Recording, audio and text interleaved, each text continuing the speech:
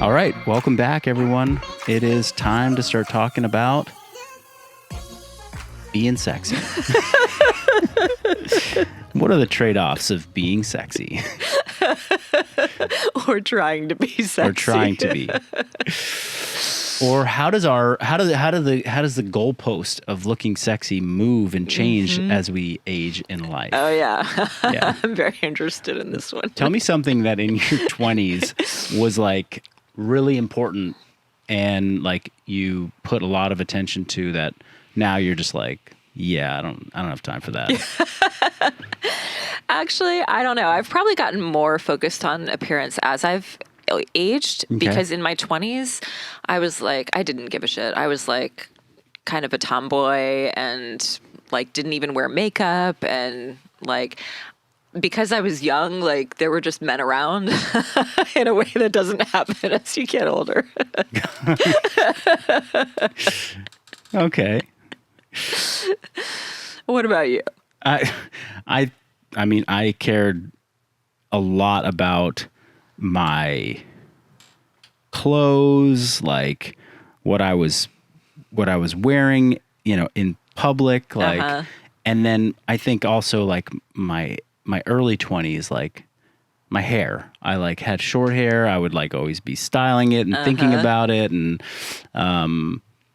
people assume like I care a lot about my hair because I have this like long hair now, but it's like, you don't have to do anything. It's kind of just been like this really simple solution to just, put it up, put it back, put it in a pony. I don't know, something like that. So yeah, don't have to maintain it. Yeah. Although recently I have considered like cutting my hair short again because I'm like, I kind of want to try a different look for, this phase of life. And, but haven't pulled the trigger yet. Although Nate getting his hair cut last week really got me closer to feeling like I want to do it. Yeah. Yes. Yeah. There was just a different orientation though. It occupied my mind a lot more as I got up and moved through my day to like, how to be sexy, like how to, find dudes and attract dudes and, even though I wasn't one of those girly girls who like always had their makeup and nails and hair done, but there was still like, I think a certain orientation of just overall, like, how am I going to like move through life and, make this happen? Yeah. Right. Which is not occupying my brain any longer. Yeah. I think mine shifted really dramatically when I started my CrossFit coaching career. And I was just like, I have one goal right now. It's just to be a good coach and to get really good at fitness. And that kind of like dominated like a bunch of years of my life. And also happened to be when I met my wife at that time.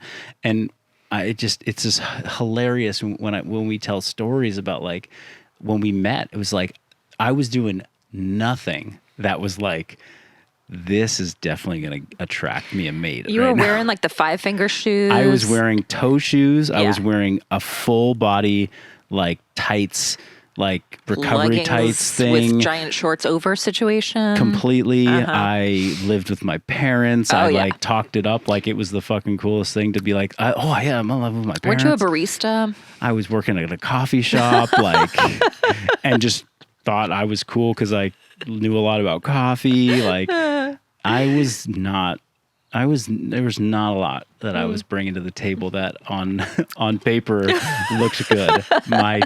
If I had a Tinder profile at the time, I probably would have been getting not a lot of attention. That's funny. But that was also a win because it was like, oh, well, I met somebody who like, you like me at this stage. Like, right. Shoot, this is going to work probably. Yeah. But yeah, no, my I think I had a resurgence of sort of like a body-focused obsession in the past 5 years. Yeah. Something that I had sort of let go of in my early 20s because I was very body-focused, obsessed, like from 19 to like 23, 24.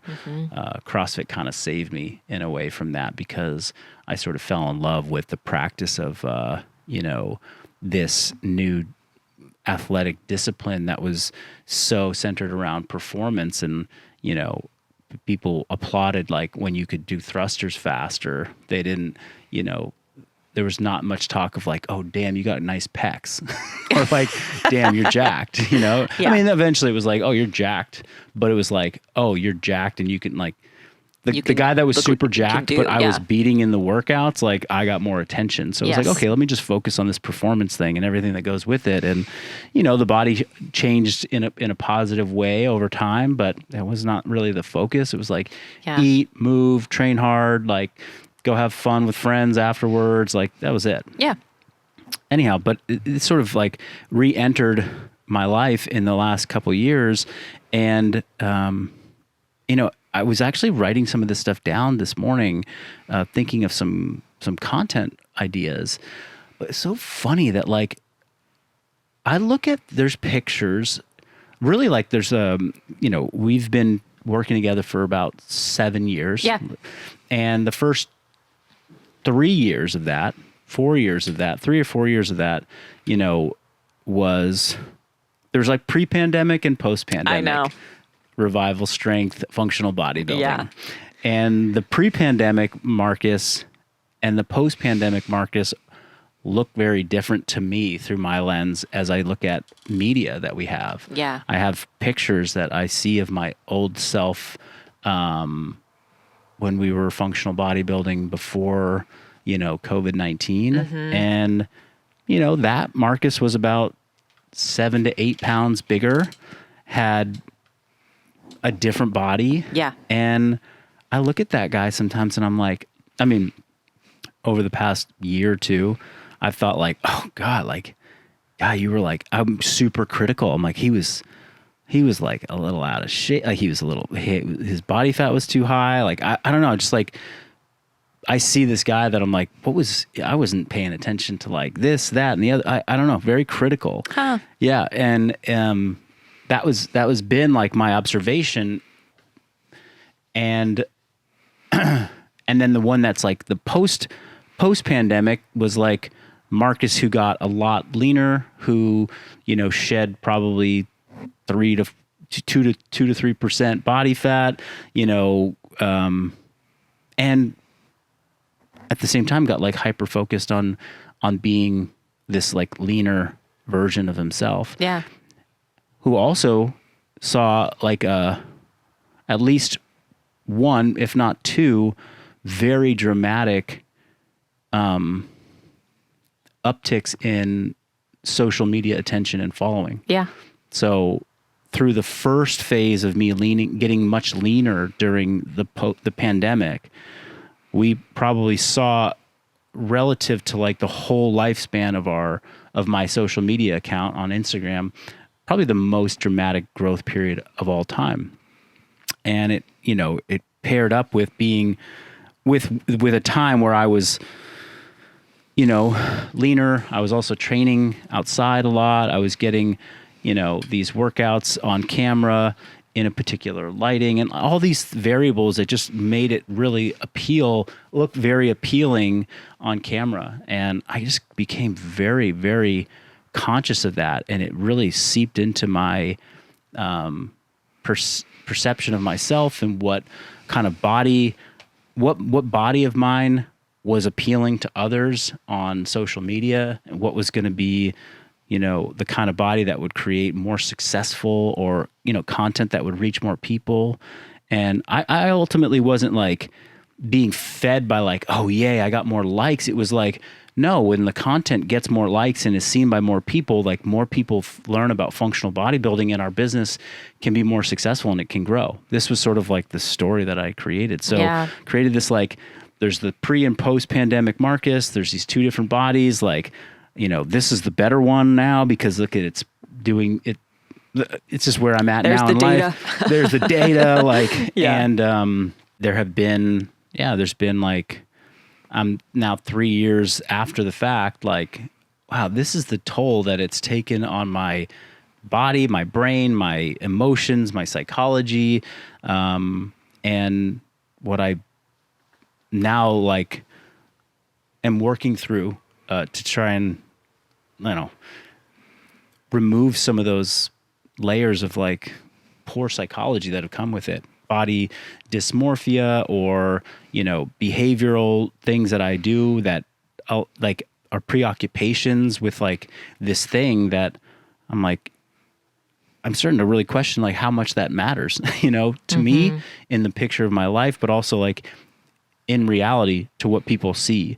And it's been a very like, you know, I've learned more about this in the past, you know, year of my life than I have in probably since my like early to mid 20s, when I was kind of overcoming like what felt like a really, really difficult time understanding how to navigate my body and food and my relationship to those. Yeah. And I was thinking about this, about how, first of all, it's so common for fitness influencers to have body dysmorphia and to have warped perceptions around what a lean physique means for their overall success. We know that. We know other people who have been on similar journeys, but I was also thinking about just how common it is generally for people to just be carrying such a weight around their body and their appearance being a significant factor in their self-worth and in their future markers of success in life. Yeah. And so I think in your case, there can be this element of added pressure because of how our business works with our social media content directly relating to our growth and things like that. But that doesn't necessarily mean that people just in their everyday lives who have zero social media presence, like, aren't carrying a very, very similar weight around with them. For sure. Yeah. And I think what's so curious to me is like, I have this curiosity about the fact that I know a lot of like what I'm talking about right now. Like I see it happening in other people. I know that this, it's easy to be, it's easy to fall prey to like social media, how it portrays what normal is or what exceptional is or what is possible. And this goes from like body image to diet to like all different types of things. I'm like, I see what's happening, yet, and I can coach somebody to be like, hey, let me give you some perspective. Like, this is what really is happening here. This is how it's easy to kind of warp your perception around this. Yet I'm still feeling it like myself, and I'm falling victim to it too. One of the, like an example of this is this like idea that, you know, flexible dieting becoming a very popular trend, and not trend, but just like concept that people are gravitating towards because they recognize like, okay, yes, like not all, like any food can fit into the diet. And these foods that have been demonized for a long time, like I can eat that and still be healthy. Like the data supports it. Like there's all this evidence that shows that it's okay to eat a Snickers bar and you can still be healthy, and right? And so like I'm coaching people, I'm talking about this, and then subconsciously I will feel myself in moments where like I'm not really feeling good about my body on a particular day, or I'm not feeling, you know, as confident in myself, or something is like not working well in my, you know, in this balance of like my diet and my training or my body image or whatever. And I'll like start to subconsciously be like, oh, I can't have those foods. Like those foods are bad for me. I'll like just be like, oh, well, fuck, I just got to cut out all this stuff. And I catch myself and I'm like, whoa, look at you, man. Like you're getting pulled right into that narrative that has just been there for so long that you're like, oh, if I just cut this thing, I just got to cut out that thing. I can't have a piece of bread. Like, it's like, no, you can still have a piece of bread. Like, but it's easy to just get sucked into it. And that's, you know, that from a body image perspective, like how does social media impact how people view that? Well, it's this like, you know it, you'll say it. You're like, I know that everyone's just taking the pictures of themselves and the best lighting and the best this and the best that. But it's like, even if you know that, you're still being influenced by it because you see it so much. You're consuming so much media that is like people looking amazing because of whatever they're doing, whether it be filters, whether it be the best lighting, whether it be like, okay, this person's taking video of them working out every day, but they're fasted. They're, they just got out of the sauna. They just, got a big pump and now they're on camera and you're like, wow, this person's like, they're like always looking trim. They're always looking light and lean and they're always looking like, but you take that same person at the end of the day, after they've had 3 meals, after they've been staring at the computer screen all day, they've kind of been hunched over and they've got a couple those like red creases along their belly because their fat rolls have been folded over or their skin rolls have been folded over.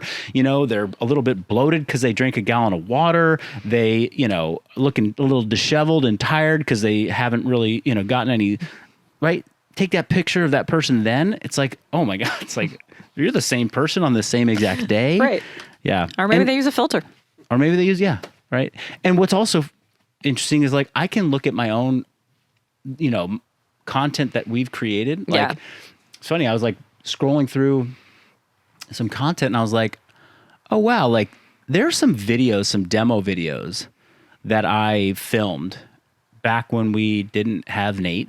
Yeah. And I set the camera up myself. Yeah. And I had to do it in my backyard. And it was like, okay, we need these filmed right now. And it's 4 p.m. Right.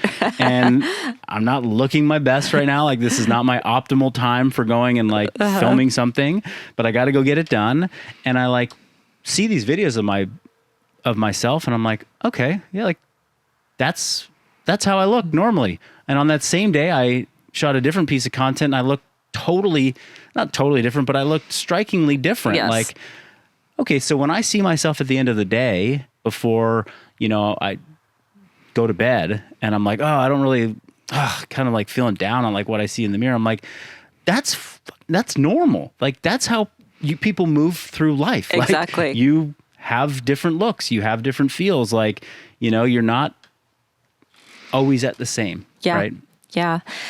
I have been thinking about this recently too, because I don't know, for whatever reason, I'm not really that obsessed with just my overall body composition. Like I always kind of am sort of lean and like whatever. Sometimes I'm a little fluffier and sometimes I'm leaner and it all works out. I don't really think about it that much. Yeah.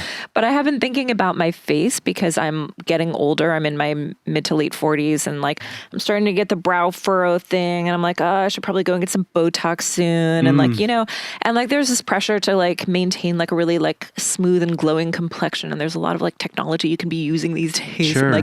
And part of me is like, am I just like kicking the can down the road because I cannot be wrinkle free for the rest of my life, And like, I think there's just like a certain, and this is kind of what we were chatting about on Friday too. It's like, there's just a certain time when it just becomes clear that like, I cannot like fight the normal process of aging, moving through life, my life changing, getting older, whatever.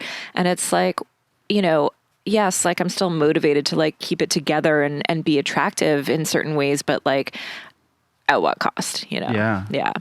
I agree. Yeah. It's like there's going to be phases where you might have like quote unquote unhealthy obsession with a part of your appearance or your look. But perhaps at that stage of life, it's not an unhealthy obsession. It's just like, it's where you want to point your energy and your focus, and there's a payoff for you. Like when I do this, I feel more confident, and then that leads to different types of relationships, and it leads to maybe certain opportunities, or it leads to just me approaching any of my relationships or my work with just more, like I said, confidence. And that's okay. Or like for me, it was like there were certain phases of like being body composition focused that when I really it led me to deeply investigate like, well, what moves the needle on body composition, and learn a ton about, consistency, about tracking, about macronutrients, about dispelling myths. And like last year I spent time doing a very focused body composition phase where I included foods that I had never eaten in the past when I had gotten really lean. And I was like, look at that. Like, I ate pizza, I ate all these things. Like, I could eat a not so clean diet, but still achieve goals. Like, that taught me something. So there's periods of time where that is okay. But then there comes a time, and it might just be like as we age chronologically into different decades of life, where it's like I don't have the bandwidth anymore to like focus that closely on this, because being 10% body fat versus 14% body fat, or whatever, just makes no difference in my life. Like, I'm still as healthy as I ever was. Like, my health metrics are fine. I just carry a bit more body fat, and I take my shirt off in front of one person, ever. And that's it. And so perhaps that's like a phase that people, will go through, but perhaps it's cyclical throughout a year. Yeah. And I think that's something that I appreciate now, is that like I have cycles to my desires throughout the year of how much I want to be focused on one thing and how much I don't want to be focused. However, there's a period of time, let's say it's this past 3 to 4 months, or in this phase that I'm in right now, where it's like, I don't really want to feel like I have to be in tip-top shape and focused on like my appearance for that like Monday content shoot. Yeah. Like, I just don't want to do it. I'd rather just like, hey, I'm going to have because if that's the case, I will think about this like, okay, I'm going to be on camera for, 2 hours filming a bunch of pieces of content, and some of those are going to be shirtless and some of those are going to be working out, and I just want to look my best. I want to feel good in my clothes. I want to feel confident on camera. That to me equates to being, leaner or not being bloated. Okay, I'm going to like, from Friday to Sunday, I'm going to be really focused on like what I eat. And, I got my check-in day on Monday on camera. Like, I just am been in this phase of like, I just don't want to I don't want to think about that. Like, it's not where I want to be in this period of the year. And, but feeling like, okay, I don't have the option to sort of switch that off. And I imagine people feel that. They're like, you don't have the option to switch it off. Like, you have to be hyper obsessed or focused on this thing that is your physical appearance or something about, and how do you challenge that? How do we challenge that? And just, do we wait till it becomes so problematic and you're so like over it that you just say, fuck it, and you just like completely stop caring? Or is there a way to kind of be in the middle of where you're like, okay, I'm going to ease up a little bit on this. I'm not going to be so super obsessed. Like, I track every single calorie, every single macro. How do I pull back from that? Cause it's obsessive and it's damaging my life, and I want to not do it so closely, but I don't want to just stop doing it altogether. Like, what's a middle ground? Yeah. Yeah. I was just saying about that too. It's like, what is good enough, and that's something also, just back to body composition, the way I think about it for myself, it's like, I would have a problem if I like stopped doing all physical activity and ate whatever and like started gaining a lot of weight. Like, that's not, what I'm about either. It's just that like the normal practices that are just part of my routine, like keep me in a body composition that I don't sweat. So it's like, when I start feeling like, oh, my clothes aren't fitting well anymore, that's when I may dial back on my nutrition a little bit. But for me, that is doable enough where I don't have to like go to extremes and obsess about like lots of different things. And so it's like, how can you set yourself up with some foundational activities in your life that don't take you to a place of negative mental states and obsession, but just like cover your bases well enough where it's like, yeah, like I feel confident in my clothes. I feel good enough to go throughout the day, and like it doesn't occupy space in my brain because I'm doing enough to sort of cover the bases. But that can be challenging, for people to sort of let go of the fixation on like the small body percent changes and things like that too. Sure. Yeah.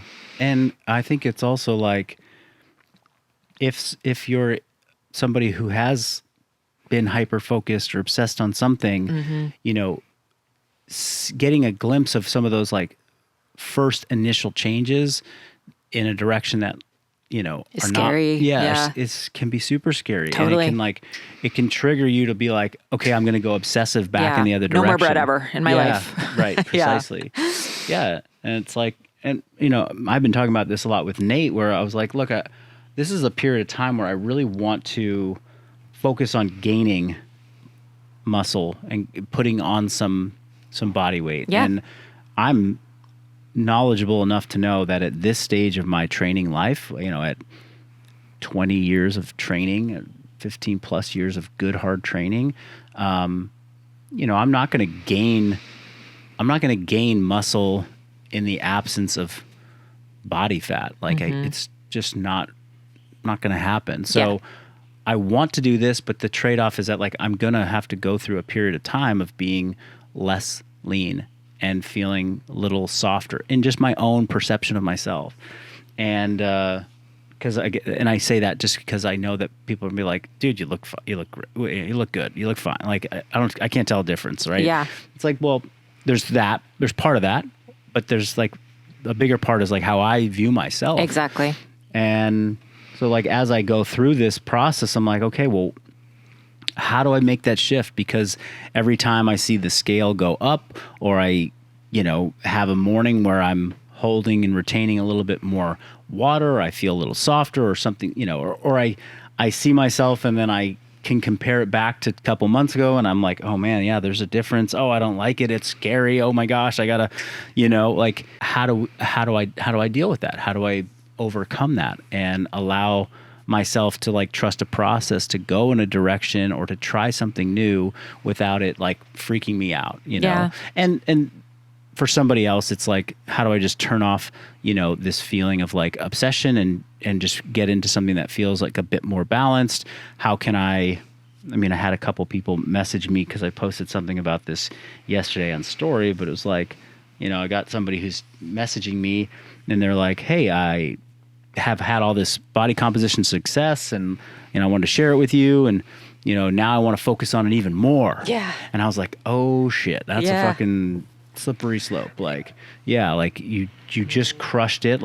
You're in the top 1% of humans, and you want to get more and more and more into this body composition thing and make it leaner. And, it's at some point you're asking yourself to do 2 to 3 times the amount of work to see a marginal improvement that is really only going to be perceptible to you, and it's going to come at this major trade-off of your happiness and your fulfillment and just your mental health. Exactly. And those are kind of the things I keep telling myself and I go through is what